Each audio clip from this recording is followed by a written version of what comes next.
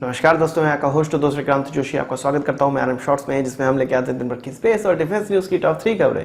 तो चलिए जान लेते हैं। खबरों की शुरुआत करते हैं अपने धनुष मिसाइल के सफल परीक्षण को लेके। कल रात धनुष मिसाइल का सफल परीक्षण किया गया और यह नेवी शिप के द्वारा परीक्षण किया गया था, जो कि उड़ीसा के कोस्ट पे एक अनडिस्क्लोज्ड लोकेशन पे स्टार्ट किया गया और इसको स्ट्रेटेजिक फोर्सेस कमांड नेवी के द्वारा अंजाम दिया गया है। इस मिसाइल का कई बार सफल परीक्षण पहले ही किया जा चुका है और इसको ऑलरेडी इंडियन आर्मी में इंडक्ट भी किया जा चुका है, पर यह जो ट्रायल था वो रेगुलर अपनी तैयारी को चेक करने के लिए था। पर इसमें एक नई खास बात यह थी कि यह ट्रायल भी रात में किया गया और इस मिशन को सीक्रेटली अंजाम दिया गया था। थोड़ी सीक्रेसी इसमें मेंटेन की गई थी। आपको पता होगा कि 1 महीने के भीतर यह तीसरा इस प्रकार का मिसाइल का रात में किया गया टेस्ट है। इससे पहले पृथ्वी 2 का भी रात में ही टेस्ट किया गया था और कुछ दिनों पहले अग्नि 1 का भी रात में ही टेस्ट किया गया था। तो एक तैयारी चल रही है रात में अपने सारे अरसलान का इस्तेमाल करने योग्य काबिलियत लाने की। इस धनुष मिसाइल की बात करें तो वो 350 किलोमीटर तक मार कर सकता है और इसमें वॉर हेड 500 किलोग्राम का इस्तेमाल किया जा सकता है और यह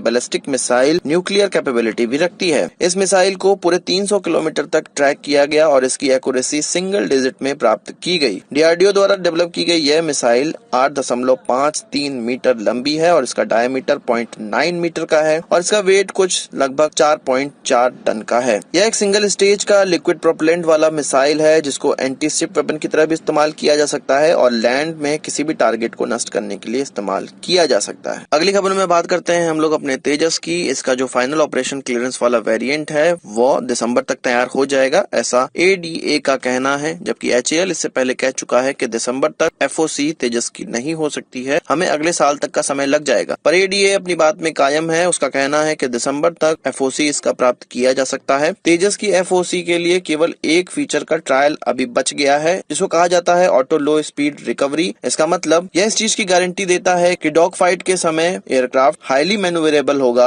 और पायलट पे कोई भी दबाव नहीं होगा एयरक्राफ्ट के बैलेंस को बनाए रखने का। वो अपने कॉम्बैट टास्क में बिजी रह सकता है। हमारे कन्वेंशनल फाइटर्स जैसे मिग 21, मिग 27 या जैगुआर की बात कर लें तो इसको कंटिन्यूअस मॉनिटरिंग की आवश्यकता होती है। पायलट इसको कंटिन्यूअस मॉनिटर करता रहता है, जिससे कि वो अपने कॉम्बैट टास्क से थोड़ा भटक जाता है। पर तेजस में ऐसा नहीं होगा। जैसे ही यह ALSR कंप्लीट हो जाएगा, तेजस को एफओसी भी मिल जाएगी और यह स्टेट ऑफ आर्ट फीचर इस चीज की गारंटी लेगा कि जब भी इस प्रकार की डॉग फाइट होगी तो पायलट आसानी से अपने टास्क पे नजर रख सकता है, आसानी से अपने टास्क को अंजाम दे सकता है। उसको एयरक्राफ्ट का बैलेंस बनाने की बहुत ज्यादा आवश्यकता नहीं पड़ेगी। एडीए के मुताबिक इस टास्क को दिसंबर में अंजाम देने की संभावना है। इसमें एचएएल की भी भूमिका होगी और इसमें उन टेस्ट क्रू की भी भूमिका होगी जो कि नेशनल फ्लाइट टेस्ट सेंटर से होंगे और ये सभी लोगों ने अपने कमर कस लिए हैं इस एफओसी को प्राप्त करने के लिए। इसके अलावा एडीए ने कहा है कि वो सारी ऐसी ड्राइंग जो कि एफओसी के लिए जरूरी है, ऐसे सारे मॉडिफिकेशन जो कि एफओसी के लिए जरूरी है, वो एचएएल को दे चुके हैं और वो भी अगस्त में उनको दिया जा चुका है, जिससे कि दिसंबर में वो आसानी से अपना एफओसी वाला वेरिएंट बना सकते हैं। जैसा कि आप जानते होंगे, इंडियन एयरफोर्स ने एचएएल को तेजस के 40 पीस का ऑर्डर दिया हुआ है, जिसमें से 20 इनिशियल ऑपरेशन क्लियरेंस वाले होने चाहिए और 20 फाइनल ऑपरेशन क्लियरेंस वाले। इन 20 इनिशियल ऑपरेशन क्लियरेंस वाले एयरक्राफ्ट में से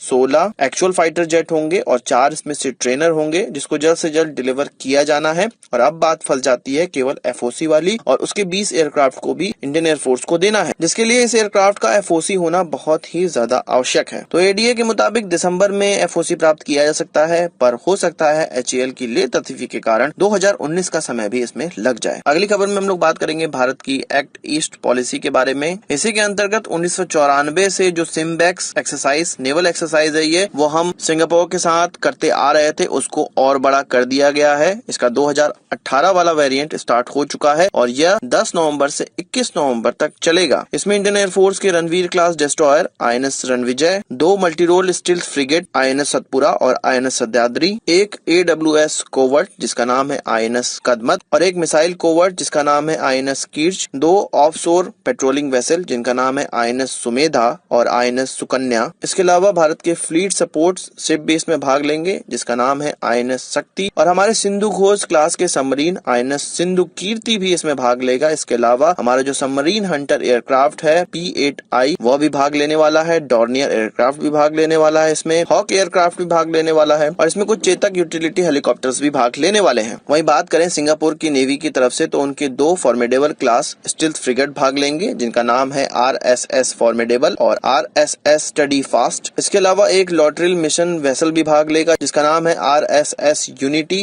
2 मिसाइल कोवर्ट भाग लेंगे जिनका नाम है RSS विगोर, RSS वेलिएंट, और एक आर्चर क्लास सबमरीन भी भाग लेगा जिसका नाम है RSS स्वॉर्डमैन। इसके अलावा उनका डीप सी रेस्क्यू वेसल भी भाग लेगा। इसके अलावा F-50 मैरीटाइम रिकॉग्निजेंस एयरक्राफ्ट भी उनका भाग लेने वाला है। तो आप समझ सकते हैं कि इतने ज्यादा वॉरशिप और इतने ज्यादा एयरक्राफ्ट किसी एक्सरसाइज में भाग ले रहे होंगे तो वो एक्सरसाइज कितनी बड़ी होने वाली है। इस एक्सरसाइज को 2 भागों में किया जाएगा। पहला जो भाग होने वाला है वो पोर्ट ब्लेयर के हार्बर में होने वाला है जो कि 10 से 12 नवंबर के बीच में होगा, और इसका जो सी फेज होगा वो 12 नवंबर से 16 नवंबर के बीच अंडमान सी में होगा। इसका जो सेकंड हार्बर फेज होगा वो 16 से 19 नवंबर के बीच विशाखापट्टनम में होगा, और इसके आगे 19 से 21 के बीच में जो सी फेज होगा वो इसी बे ऑफ बंगाल सी में होगा। दोस्तों 3 खबरों के बाद अपनी बोनस खबर की बात कर लेते हैं, और बोनस खबर हमारी म्यांमार और चाइना के रिलेशंस के बीच में आ रही है। चाइना भारत के नेबरहुड में अब तीसरा पोर्ट डेवलप करने जा रहा है। पहला पोर्ट उसने डेवलप किया हुआ है पाकिस्तान में ग्वादर पोर्ट, उसके अलावा श्रीलंका में हम्बनटोटा पोर्ट डेवलप किया हुआ है। तो अब तीसरा पोर्ट डेवलप करने जा रहा है वो म्यांमार में काउकबू टाउन जो कि बे ऑफ बंगाल में स्थित है, म्यांमार में स्थित है ये। उसका कॉन्ट्रैक्ट बीजिंग की एक कंपनी नाई पाई ताऊ को मिल चुका है और थर्सडे को ये कॉन्ट्रैक्ट उनको मिल गया, कॉन्ट्रैक्ट साइन हो चुका है। आप जानते होंगे कि म्यांमार ने चाइना के कई प्रोजेक्ट को म्यांमार में बंद किया है, पर इस पोर्ट का कॉन्ट्रैक्ट देने से वो रह नहीं पाए। इसका कॉन्ट्रैक्ट लेने के लिए चाइना 2015 से ही म्यांमार पे दबाव डाल रहा है। यह पोर्ट जो है वो बेल्ट और रोड इनिशिएटिव के अंतर्गत आ रहा है जिसकी 70% फंडिंग चाइना करेगा और 30% फंडिंग म्यांमार के द्वारा की जाएगी। तो 2015 से ट्राई करते करते 2018 में उनको आखिरकार सफलता मिल गई और वो अब वहाँ पर भी एक पोर्ट डेवलप करने जा रहे हैं। तो भारत के लिए एक बुरी खबर इसको माना जा सकता है। हालांकि भारत ने इस पोर्ट के लिए कोई ट्राई नहीं किया है, ऐसी कोई खबरें नहीं आई हुई हैं, पर इस चीज से भी भारत को प्रॉब्लम हो सकती है, इस चीज से भी भारत के लिए प्रॉब्लम निकल सकती है कि बे ऑफ बंगाल में चाइना अब घुस चुका है। तो आज की इस वीडियो के लिए बस इतना ही। आशा करता हूँ कोई वीडियो पसंद आया। अगर आप इसको एक बड़ा थम्स अप जरूर देंगे, इस वीडियो से संबंधित कोई सवाल सुझाव तो कमेंट बॉक्स में जरूर आइएगा, और यदि आप स्पेस और डिफेंस न्यूज पढ़ने के शौकीन हैं तो आप हमारी वेबसाइट captainantrix.com पे भी लॉग इन कर सकते हैं। नमस्कार, थैंक यू, जय हिंद।